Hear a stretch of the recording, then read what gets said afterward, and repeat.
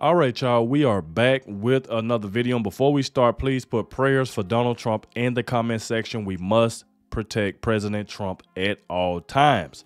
And it brings me to this video right here by Liberal High Mind. Y'all remember when Kamala Harris showed up drunk during that interview with Oprah Winfrey? Even though Oprah didn't give any pushback, it seems like everybody that interviews Kamala Harris, they never give any pushback on the word salad that this woman continues to do every time she sit down with somebody. That's one of the reasons she never come to Fox News. She never take questions from reporters because they're going to push back on some of that word salad she be doing. So she only sit with people that let her get away with that crap. Not only did she did that, he said Kamala Harris gets caught faking audience during event, and Oprah Winfrey knew about this. So let's dive straight into it. Please hit that like button, subscribe to the channel. That way you can stay up to date with everything that's going on. Without further ado, let's go ahead and dive straight into this. This right here is ridiculous. So now she's faking the audience. And it's more than just that, and then you showed up drunk. So let's go ahead and dive straight into it.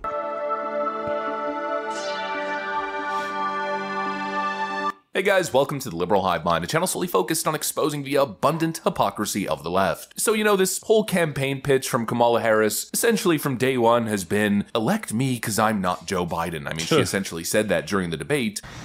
Clearly, I am not Joe Biden.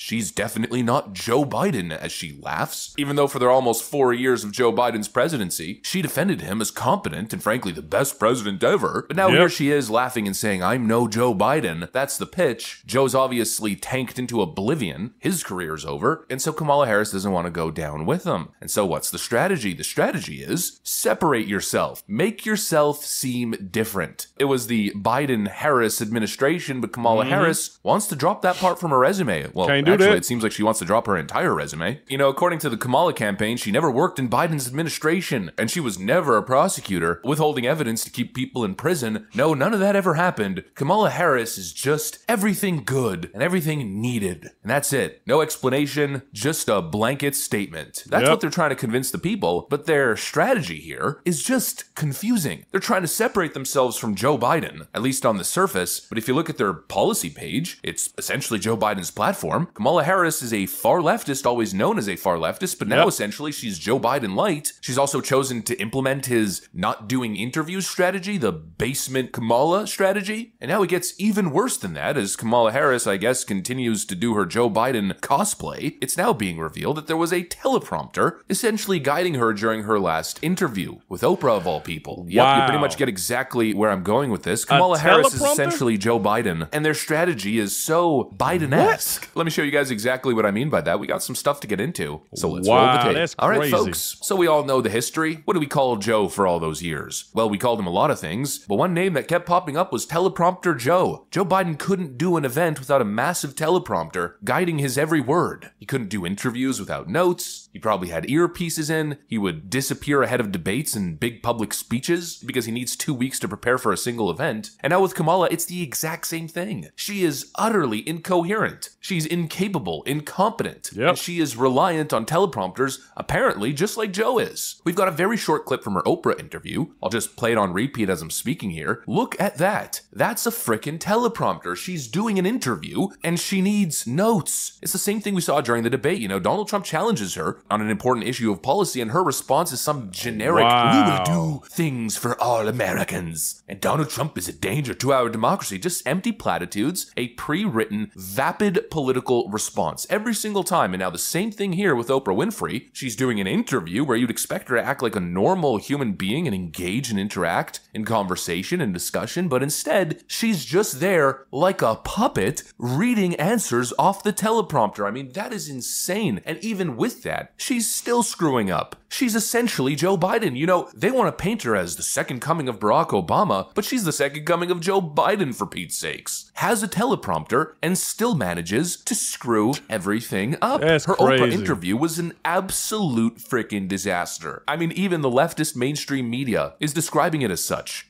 And this is sound of Donald Trump at his rally in North Carolina today without Mark Robinson. And what he had to say about Oprah? Did you see her on Oprah? That's not going to be...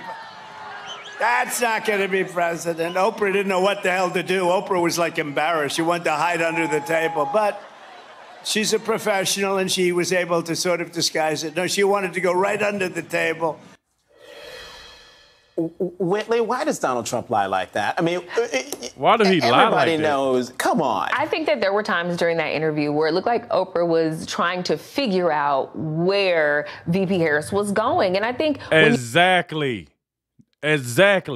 Because if you look at that interview, Oprah Winfrey, she was looking like, hurry up, Kamala. Do you know what you're saying right now? Even when the guy that was asking her, asking her a question from the crowd, Oprah had to step in and help Kamala. Oh, she said, oh yeah, I'm gonna sign that bill no sooner it hit my desk. But that's the thing. Oprah was looking confused. Donald Trump is right. Now, I don't know this young lady from MSNBC, her name Whitley Yates, but exactly, Oprah was confused. Anybody watching that interview can tell Oprah was confused because she know for a fact that Kamala Harris was giving word salad, and Oprah didn't push back on her not one time, which kind of shocked me. I'm like, you ain't going to push back? You ain't going to make this woman answer no questions? You got people there in the crowd asking questions. Are we better off than we was 4 years ago? What you going to do to bring grocery prices down? And Kamala go on this long 3-4 minute rant, you know, talking about people long. She grew up in middle class, all type of stuff. She talked about everything except what the person asked about that question. She would not answer any questions. They let you know what we going through now in the United States is going to be just like that if this woman wins. She ain't going to change anything. She's going to leave the borders open. That's why she don't have answers for any of these type of questions that people is asking her. And what kind of stuff it is? She got a teleprompter. What? So you in an interview with Oprah and got a teleprompter. Oh, my God. And then not only did she have a teleprompter, but the interview was still a disaster. It was still a freaking disaster. It just don't make any sense. And the only thing Kamala Harris can do during an interview is this. That's all she can do is laugh. When we're looking at this circumspectly, when we're talking about battleground states and talking to working everyday Americans, utilizing a billionaire who's not dealing with the cost of inflation, with stagnant wages, with stagnant industries is really just out of touch. And I think that's what he really meant to say, is that hiding behind Hollywood as opposed to really just talking about the policies of your administration may not be working specifically in battleground states. That is literally rich, Whitley. Thank you. It's wealthy. It's wealthy. It's wealthy. It's wealthy. Rich man, come on. A couple of things here. So Oprah is one of the only people who has been able to have an audience of 20 million people for over many, many years. So I mean, she is a professional here, and she does have an audience, and she knows how to coordinate or how to appeal to wide audiences. The second thing is I'm really tired of all of the surrogates and Donald Trump and the JD Vance all saying this. That's not what the candidates are saying. That is not what they're doing. They're insulting people personally. They're being mean. They're being really vindictive. They're not sticking to the issues. And if they were sticking to the issues and saying what you think they mean to say, we'd be in a much different race. But they can't control themselves, and they just need to be mean and vindictive. And that's not winning them the independent voters. Well, I definitely don't need a history lesson on Oprah, who's Black history, because I'm very familiar with all that she has done. But what I'm saying is when you're talking to people specifically in a state where the average salary is $49,000, bringing a billionaire up on stage is going to present out of touch, specifically for working class Americans. And let me explain why. It's because the issues that they're talking about does not impact her the same, as opposed to having working class people. Exactly. They have to realize one thing. When you talking about people like Oprah Winfrey, Taylor Swift, all of these people that's endorsing Kamala Harris, and the problem is they know for a fact that the policy that she so-called says she have is not going to help the American people. Like what we going through with high inflation, that don't bother Oprah Winfrey. That don't bother Taylor Swift. They are billionaires. So it don't matter if inflation is high, low. It don't matter what goes up. Groceries, they can afford it. They are billionaires. But the American people, we the one who want the low inflation, grocery prices to come down and stuff like that. That don't affect Oprah Winfrey them. That's what people have to realize. Donald Trump was right. you know, he claimed Oprah was embarrassed. She was. If anybody go back and watch that whole interview, look at Oprah's face while Kamala Harris was talking. And look how she had to constantly jump in to help her out. She had to constantly do it. Like, come on.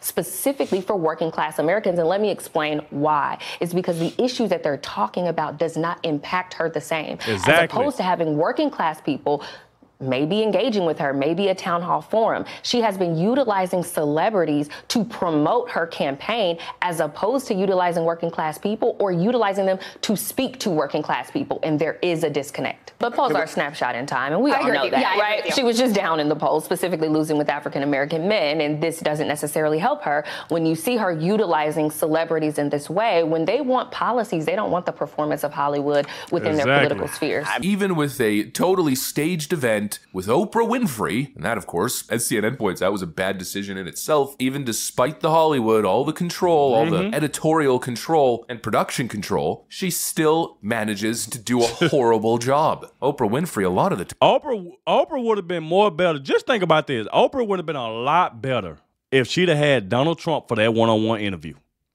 And it kind of like pains me because I'm like, Oprah was the same woman who was begging Donald Trump to come on her show back in the days. I know a lot of y'all remember this. Oprah used to beg Donald Trump to come on, to come to her set all the time.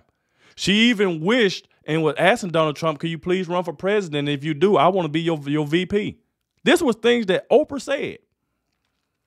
So it's like Donald Trump never did anything to Oprah but help her out. When she called him, he showed up, and then she turns around and do a 360 on him.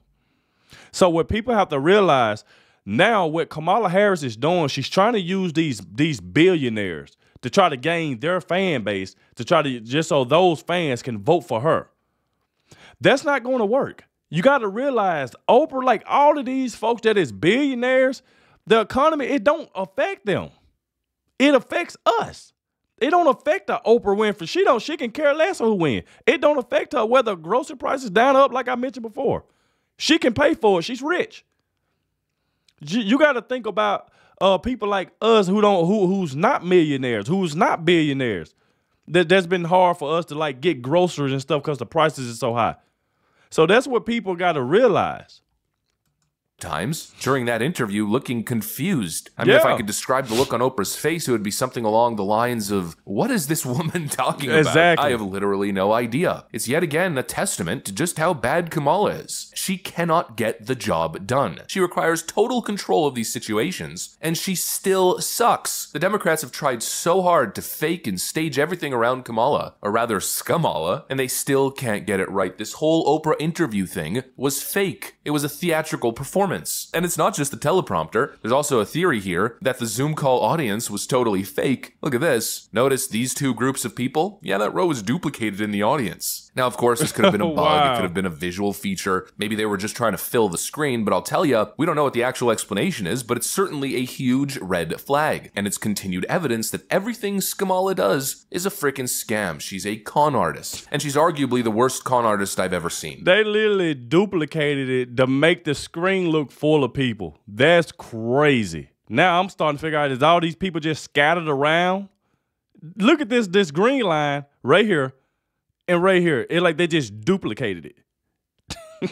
Boy, everything around Kamala Harris is just fake. She's got a huge multi-million-dollar team behind her, hundreds of millions of dollars in budget, the entire media apparatus behind her, and she still can't get it right. I mean, she's still losing in most of the swing states, and essentially in a statistical tie across the board, despite this huge advantage. It's crazy. I mean, everything is scripted for her to walk directly into the Oval Office, but they're still struggling. And that right there should be the story, and I hope that right there is what people are paying attention to. They're bussing people into their events, they're faking Zoom call audiences, she's got a teleprompter during her interview. The last interview was an 18-minute edited down three-way circle jerk. Let's be totally honest. You know, I just hope people are paying attention. Kamala Harris is the biggest fraud in modern American political history. That is a fact at this point. There's no competing with this campaign. There is no competing with this candidate. This is the fakest, most fraudulent, most scripted BS campaign I've ever witnessed. Crazy. And it's clear as day for everybody to see. And if that's not enough to dissuade dissuade you from this clear, cackling con, well, then the actual substance should be enough. Empty platitudes, scripted nonsense. Look at that. The entire pitch is, hey, look at me, I'm friends with a celebrity. Look at me, you can't afford groceries? Well, I'm boozing and schmoozing with Oprah. We don't care. We think it's all just great. So out of touch. I mean, frankly, I'm just gonna say what's on my mind. Frankly, just brain dead political strategy. Hopefully, at least enough people can notice it. And you could tell somebody else in the crowd took that picture, like recorded that video, because obviously when we were watching it, you couldn't even see that screen right there, like that teleprompter. You couldn't even see that. So somebody in the audience recorded that with their phone. So Oprah they wasn't gonna show this at all. That's what elections are all about, huh? Anyways, that's pretty much what I got for you guys on this one. Well, there you go right there, faking the audience, using teleprompters, and still blew it. I mean, this is just bad. This is just terrible, man. How can anybody vote for this woman? She's a liar. She can't complete sentences. She don't know how to talk. And like I said, at this point now, they just faking everything. Duplicating the audience on the board just to fill up the media, to make it seem like everybody is tuning in when they just duplicating people. That is wild. So y'all let me know in the comment section what y'all think about this. Make sure you please hit the like button, subscribe to the channel. Make sure you go subscribe to Liberal High Mind. Let him know in the comment section that I sent you. Thank you all for watching, and I'll catch y'all in the next one.